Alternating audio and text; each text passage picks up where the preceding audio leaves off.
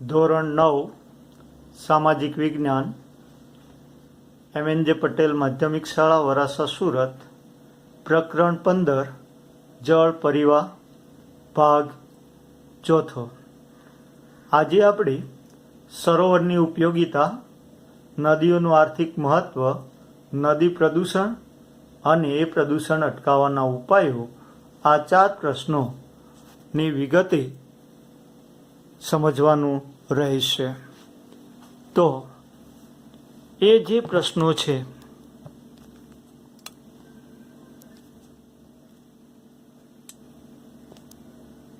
એ પ્રશ્નોમાં પહેલું સરોવરની ઉપયોગિતા કઈ છે। આપણે જાણીએ છીએ કે આપણે ત્યાં જે સરોવરો છે એ 2 પ્રકારના છે। એક કુદરત રીતે નિર્માણ પામે છે અને બીજા જે કૃત્રિમ એટલે માનવ દ્વારા સર્જિત સરોવરો છે, જેને આપણે મોટા જળાશયો બંધો તરીકે ઓળખીએ છીએ, જેમ કે સરદાર સરોવર યોજના, બરાબર। તો આ એક કૃત્રિમ સરોવરો કહેવાય। તો આવા જે સરોવરો છે એની ઉપયોગિતા શું, એનું મહત્વ શું? તો પહેલું જ મહત્વ થાય કે જે કુદરતી રીતે અથવા તો માનવ સર્જિત જે પણ હોય એ સરોવરો નું પાણી આપણને અનેક રીતે ઉપયોગી થાય છે। જેમ કે પહેલી પ્રક્રિયા જોઈએ કે મોટા ભાગના જે નદીઓનું ઉગમ સ્થાન હોય એ પર્વતીય શિખરો હોય અને ત્યાં જો સરોવર હોય તો ત્યાંના નજીકના ભાગમાં, એટલે ઘણી નદીઓના ઉગમ સ્થાન તરીકે જોવા મળે છે। સરોવરની પહેલી ઉપયોગિતા ઘણી નદીઓ, જેમ કે માન સરોવર છે એની નજીકથી આપણે જોઈએ છે કે સિંધુ, ગંગા, બ્રહ્મપુત્ર આ મોટી મોટી નદીઓનું ઉગમ સ્થાન આ સરોવરની નજીકથી છે, એટલે આ રીતે એની પહેલી ઉપયોગિતા જોવા મળે છે। નદીઓનું ઉગમ સ્થાન એના નજીકના ભાગમાં હોય છે। બીજી ઉપયોગિતા આપણને એ જોવા મળે છે કે આ જે સરોવરો હોય તો એનું પાણી પીવા માટે આપણને ઉપયોગી થાય, ઘર વપરાશમાં ઉપયોગી થાય, બરાબર, અને અન્ય જરૂરિયાતો માટે આપણને ઉપયોગી બને છે, એટલે તે પણ આપણે લખી શકીએ છીએ। ત્રીજી બાબત જે આપણે જોઈએ છે કે આ સરોવરો જે હોય તેમાંથી નહેર કાઢીને સિંચાઈ તરીકે પણ ઉપયોગી છે, કારણ કે આપણો દેશ કૃષિ પ્રધાન છે અને કૃષિ પ્રધાન હોય તો તેવા સમયે ખેતી માટે આપણને ઉપયોગી થાય। ઉદ્યોગો હોય તો ઉદ્યોગો માટે પણ પાણી મળી રહે છે, તો એના વિકાસ માટે પણ ઉપયોગી છે, એટલે સરોવરનું પાણી એ રીતે પણ ઉપયોગી થાય છે। બીજું કે રાજસ્થાનની અંદર આવેલું સાંભર સરોવર છે, જાણો છો? તો એ સાંભર સરોવર જે છે એમાંથી મીઠું પકાવવામાં આવે છે, બરાબર। તો એ રીતે મીઠું પકાવવા, મીઠુંનું ઉત્પાદન છે, ચિલ્કા સરોવર છે, ખારા પાણીના જે સરોવરો છે આમાંથી આપણે શું મીઠું પકવી શકીએ છીએ, તો એ રીતે પણ આપણને ઉપયોગી છે। આ ઉપરાંત આપણે એ જોઈ શકીએ છીએ કે ઉનાળાના શુષ્ક દિવસો, શુષ્ક એટલે સૂકા દિવસો, જો ચોમાસાની અંદર આવા મોટા જળાશયો જે તૈયાર થયેલા હોય તો તેમાંથી જે પાણી છે એ પાણી પીવા માટે ઉનાળાના શુષ્ક સમયમાં આપણને ઉપયોગી થઈ શકે છે, તો એ રીતે પણ ઉપયોગી છે। ઘણા જે જળાશયો છે એમાંથી આપણે જાણીએ છીએ કે ટર્બાઇન ગોઠવીને વિદ્યુત મેળવી શકાય, જેમ કે સરદાર સરોવર છે, ઉકાઈ છે, આવા ઘણા મોટા કૃત્રિમ સરોવરો છે, તેમાં ટર્બાઇન ગોઠવવામાં આવે અને તેનાથી વિદ્યુત મળે છે, એટલે જળ વિદ્યુત માટે ઉપયોગી છે। તમે જાણો છો કે આ નર્મદા સરોવર છે એમાંથી 40,000 કિલોમીટર જેટલી નહેરો કાઢવામાં આવી છે, તો આવી મોટી કેનલો છે એ પરિવહન માર્ગ તરીકે પણ ઉપયોગી થાય છે। બીજી બાબત આપણને જોવા મળે છે કે આવા જે સરોવરો છે તે કુદરતી સૌંદર્ય છે એમાં વધારો કરે છે અને એના કારણે આપણા માટે પ્રવાસન સ્થળો તરીકે ઉપયોગી છે। સહેલગાહ શબ્દ પણ વપરાય છે, સહેલગાહ એટલે ઘણા પ્રવાસીઓ એ જોવા માટે જાય છે અને એ રીતે પણ ઉપયોગી છે। કુદરતી સૌંદર્ય માણીને આપણે આનંદ અનુભવીએ છીએ, તો એ બધી દ્રષ્ટિએ આ સરોવર છે એ સરોવરનું પાણી આપણને ઉપયોગી છે, અનેક રીતે ઉપયોગી થાય છે। તો આ બધી ઉપયોગિતા આપણે લખવાની રહે છે। 2 ગુણના પ્રશ્નોમાં પ્રશ્ન પૂછાય છે ત્યારે આ કાળજી રાખવાની રહેશે, બરાબર। બીજો પ્રશ્ન છે નદીઓનું આર્થિક મહત્વ શું? નદીઓ છે જળ એ જીવન છે, નદીઓ આપણને પાણી પૂરું પાડ્યું છે. પૃષ્ઠીય જળ એટલે પૃથ્વી સપાટી ઉપરનું સૌથી મોટું જળાશય જે છે એ નદીઓ છે, સૌથી મોટું. અને એના કારણે નદીઓ આપણને અનેક રીતે ઉપયોગી થાય છે. આપણા જીવન નિર્વાહ માટે એ નદીઓની ઉપયોગિતા ઘણી બધી છે, જે એનું આર્થિક મહત્વ છે. બરાબર. તો બીજી બાબત આપણે એ જોઈએ છે કે આ નદીઓ છે એ નદીઓ ના પાણીની વ્યવસ્થાના કારણે આજુબાજુના વિસ્તારમાં ખેતીલાયક જમીન છે. આ બધી પ્રક્રિયાને કારણે માનવે સૌ પ્રથમ વસવાટ નદી કિનારે કરી. એટલે નદીઓને માનવ સંસ્કૃતિના પારણા તરીકે પણ ઓળખવામાં આવે છે. નદીઓને માનવ સંસ્કૃતિના પારણા એટલે મોટાભાગની સંસ્કૃતિનું, આપણી જે સંસ્કૃતિ છે એ સંસ્કૃતિનો ઉદ્ભવ નદી કિનારે થયો છે. બરાબર. આપણી સંસ્કૃતિ કઈ? તો સિંધુ ખીણની સંસ્કૃતિ, સિંધુ નદી કિનારે વિકાસ પામેલી ભારતીય સંસ્કૃતિ, જેને આપણે બીજા શબ્દોમાં કહીએ હડપ્પીય સંસ્કૃતિ કહીએ છીએ. તો આવી સંસ્કૃતિનો ઉદ્ભવ નદી કિનારે થયો છે. જેમ કે ચીનની અંદર ચીનની સંસ્કૃતિનો વિકાસ હવાંગો, યાંગાત્સ્યાંગ, સિક્યાંગ આ નદી કિનારે થયો. તો આવી રીતે ઘણી બધી સંસ્કૃતિઓ છે જે પૃથ્વી સપાટી ઉપર, એ બધી સંસ્કૃતિનો ઉદ્ભવ છે એ નદી કિનારે થયો છે. બરાબર. તો એ દ્રષ્ટિએ પણ મહત્વ છે, જોવા મળે છે. આ નદીઓ છે એ આપણને સિંચાઈ માટે પાણી પૂરું પાડે છે. ઉનાળાના શુષ્ક સમયમાં પાણી પૂરું પાડે છે. આ નદીઓ છે એ ખેતી માટે સિંચાઈ તરીકે આપણને ઉપયોગી થાય છે. આ નદીઓની અંદર જે ઘણી નદીઓ એવી છે એના મુખ ભાગમાં, સમથળ ભાગમાં વહે છે, આંતરિક જળમાર્ગ તરીકે ઉપયોગી થાય છે. ઘણી નદીઓ ઉપર બંધો છે, એના કારણે જળ વિદ્યુત મેળવી શકાય છે. આમ નદીઓ છે એ નદીઓ આપણને ઘણી બધી રીતે ઉપયોગી થતી જોવા મળે છે. એ પણ એનું આર્થિક મહત્વ છે, તે જોવા મળે છે. નદીઓ છે તો એના કારણે આપણી કૃષિ, ખેતી છે એ સમૃદ્ધ બની છે. તેનું મુખ્ય કારણ નદીઓ છે. આજે આપણે જોઈએ છે કે મોટા મોટા જે શહેરો છે એ શહેરોનો વિકાસ ક્યાં આગળ થયેલો છે? નદી કિનારે થયેલો જોવા મળે છે. જેમ કે દિલ્હી, આગ્રા, અલ્હાબાદ, કલકત્તા, મુંબઈ, બરાબર. સુરતમાં તાપી નદી કિનારે સુરત. તો આ બધી નદીઓ જે છે એ નદી કિનારે આવા મોટા શહેરોનો વિકાસ થયેલો જોવા મળે છે. એના કારણે શહેરનો વિકાસ, ઔદ્યોગિક વિકાસ માટે આપણને ખૂબ ઉપયોગી થાય છે, શહેરીકરણ અને ઔદ્યોગિકરણ માટે. અને એ દ્રષ્ટિએ પણ એ નદીઓ છે એ નદીનું મહત્વ આપણને જોવા મળે છે. તો એ દ્રષ્ટિએ પણ એનું આર્થિક મહત્વ શું તે આપણે જોઈ શકીએ છીએ. બરાબર. કારણ કે પાણી વગર આજે કોઈ પણ સજીવ છે લાંબો સમય સુધી ટકી શકતું નથી. એ પાણી આ નદીઓ પૂરું પાડે છે. બરાબર. જેને જળચક્ર કહે છે, જળચક્ર દ્વારા આપણને અવિરતપણે આ પાણી મળતું રહે છે અને તેના કારણે આપણો માનવ વિકાસ થયો છે. એટલે માનવ વિકાસ માટે આ નદીઓ છે એ નદીઓ ખૂબ ઉપયોગી થયેલી છે, તે આપણને દર્શાવવામાં આવી છે. તો આ રીતે એનું આર્થિક મહત્વ શું તે તમને જોવા મળે છે.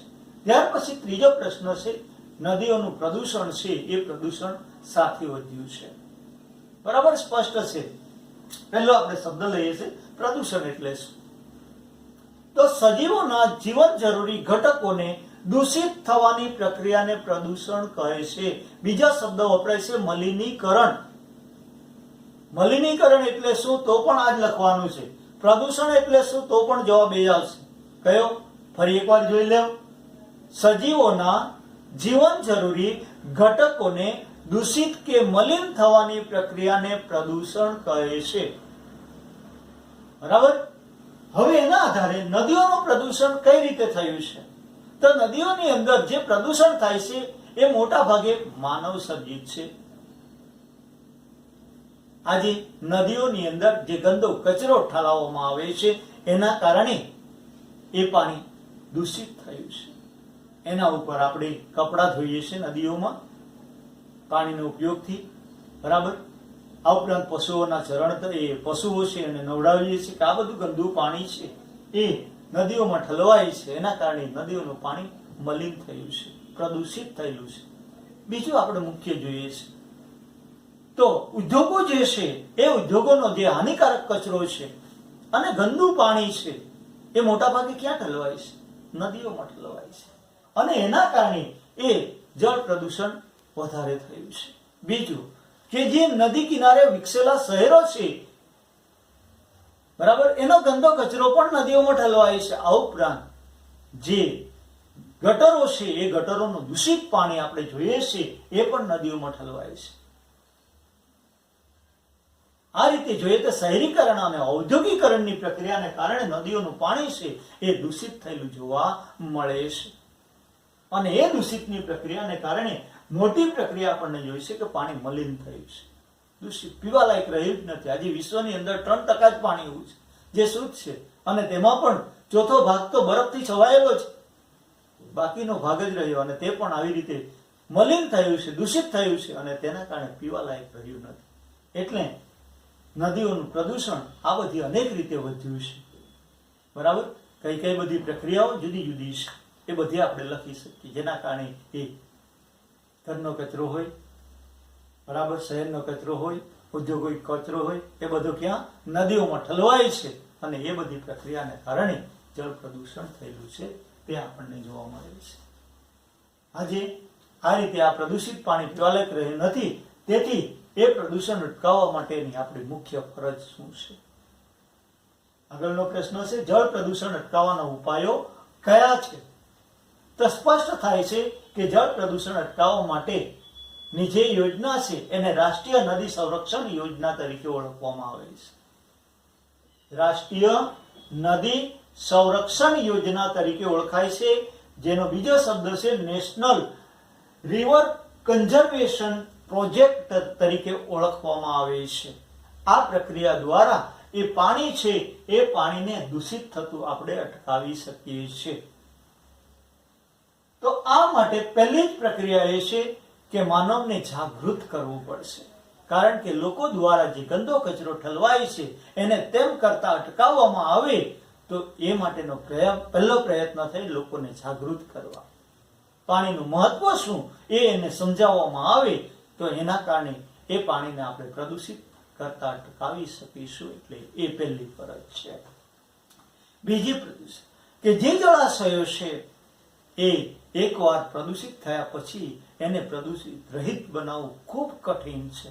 પ્રદૂષણ તો તરત કરી શકાય, પણ એને હાનિકારક દ્રવ્યો કાઢવા ઘણો કઠિન છે અને તે માટે સરકારે પહેલેથી જ એના કાયદા ઘડવા જોઈએ અને કાયદાનું ચુસ્તપણે પાલન થાય તે માટેનો પ્રયત્ન કરવો જોઈએ. જળ પ્રદૂષણ અટકાવવા માટેના કાયદા ઘડવા જોઈએ અને કાયદાઓનું ચુસ્તપણે પાલન થાય તે માટેનો પ્રયત્ન કરવો જોઈએ. અને જે ઔદ્યોગિક કચરો જે ઠાલવે છે તેમાં પણ જે ઉદ્યોગો આ નદીઓની અંદર જે હાનિકારક દ્રવ્યો ઠાલવે છે એના ઉપર પ્રતિબંધ મૂકવો જોઈએ અને એને સ્પષ્ટ એવા જ ઉદ્યોગોને માન્યતા આપવી જોઈએ કે જે પ્રદૂષણ રહિત કરે અને ત્યાર પછી જ એ ગંદુ પાણી એ પ્રદૂષિત રહ્યા કર્યા પછી ચોખ્ખું પાણી નદીઓમાં ઠાલવે એ માટેનો પ્રયત્ન સરકારે કરવો જોઈએ અને એ સરકારને આપણે શું સહયોગ આપવો જોઈએ, મદદરૂપ થવું જોઈએ કે જેના કારણે એ પાણીને આપણે એમ કરતા અટકાવી શકીએ. તો એ માટેનો પ્રયત્ન કરી શકાય છે. ત્રીજી પ્રક્રિયા આપણે જોઈએ છે કે એમાં એ માટે પહેલી જ પ્રક્રિયા તો એ કે આધુનિક પ્રયોગશાળાઓ છે શરૂ કરી છે અને એ પ્રયોગશાળામાં આ ઔદ્યોગિકમાંથી જે ગંદો કચરો છે, હાનિકારક દ્રવ્યો છે એ દૂર કરવા માટે પ્રયત્ન કરે છે અને તેમાંથી શુદ્ધિકરણ કર્યા પછી એ પાણીને નદીઓમાં ઠાલવવામાં આવે છે. તેના માટેનું ઉદાહરણ હું આપી શકું છું. તો આપણે જાણીએ છીએ કે વડોદરાની અંદર કોયલી રિફાઇનરી આવેલી છે. વડોદરાની અંદર કોયલી રિફાઇનરી આવેલી છે. એ રિફાઇનરી પર આધારિત 200 જેટલા ઉદ્યોગો છે. કેટલા? 200 જેટલા ઉદ્યોગો છે. અને એ ઉદ્યોગોમાંથી જે હાનિકારક દ્રવ્યો છે દૂર કરવા માટે આધુનિક પ્રયોગશાળા સ્થાપિત કરવામાં આવી છે અને તેમાં શુદ્ધિકરણ કર્યા પછીનું પાણી છે એ નિકાલ માટે 50 કિલોમીટર લાંબી નહેર કાઢવામાં આવી છે અને એ નહેર મારફતે એ પાણી વિશ્વામિત્ર અને મહી નદીમાં ઠાલવવામાં આવે છે અને તેના કારણે એ નદીઓનું પ્રદૂષણ છે એ પ્રદૂષણની માત્રા ઘટી છે તેનો ખ્યાલ આપણને મળે છે. આ જ રીતે આ જે રાષ્ટ્રીય નદી સંરક્ષણ યોજનાની પ્રક્રિયા દ્વારા આપણે જે મહત્વની ગણાતી એવી પવિત્ર નદી જે ગણાય છે ગંગા નદીની શુદ્ધિકરણ માટે પણ પ્રયત્નો હાથ ધરવામાં આવ્યા અને એના કારણે એ દૂર કરવા માટેનો પ્રયત્ન કર્યો છે. એમાં પહેલો તબક્કો પૂર્ણ કર્યા પછી બીજો તબક્કો શરૂ કર્યો. એ બીજા તબક્કામાં પણ એના માટેની યોગ્ય વ્યવસ્થા દ્વારા પ્રદૂષણ દૂર કરવા માટેનો પ્રયત્ન કર્યો છે. તો એના કારણે આવી પ્રક્રિયાથી પણ એનું શુદ્ધિકરણ કરી શકાય છે. ત્યાર પછી ઉદ્યોગોને એવા જ ઉદ્યોગોને માન્યતા આપવી જોઈએ કે જે ઉદ્યોગો પ્રદૂષિત રહિત પાણી, ગંદુ પાણીને હાનિકારક દ્રવ્યો કાઢે અને ત્યાર પછી જ એ પાણી ઠાલવે તેવા જ ઉદ્યોગોને માન્યતા આપવી જોઈએ. એના માટે પણ કાયદા ઘડવા જોઈએ અને તેનું પણ ચુસ્તપણે પાલન કરવું જરૂરી છે. તો એ પ્રયત્ન કરવા જોઈએ, એના માટેનો આપવામાં આવે છે.